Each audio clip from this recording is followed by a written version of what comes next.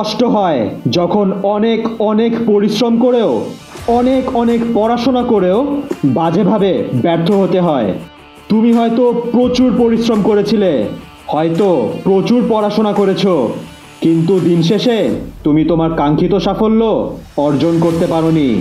দিন শেষে তুমি ব্যর্থ হয়েছো, পরীক্ষায় ভালো নম্বর আসেনি, চাকুরিতে তুমি সুযোগ পাওনি। এমন কেন হলো তোমার সাথে? তুমি তো কঠোর পরিশ্রম করেছিলে, অনেক পড়াশোনা করেছিলে পরীক্ষার জন্য, তাহলে সফল কেন হতে পারলে না? এর কারণ তোমার পরিশ্রম যথেষ্ট ছিল না, তোমার পরিশ্রমে ঘাটতি ছিল সোলজার।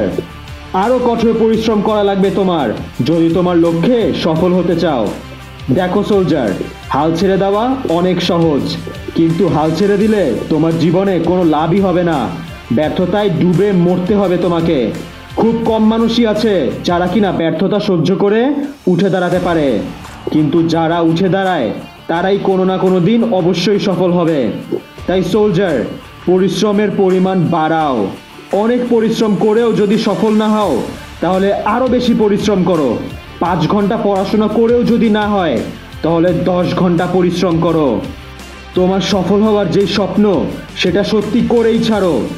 সেটার জন্য যা করা দরকার করো তুমি।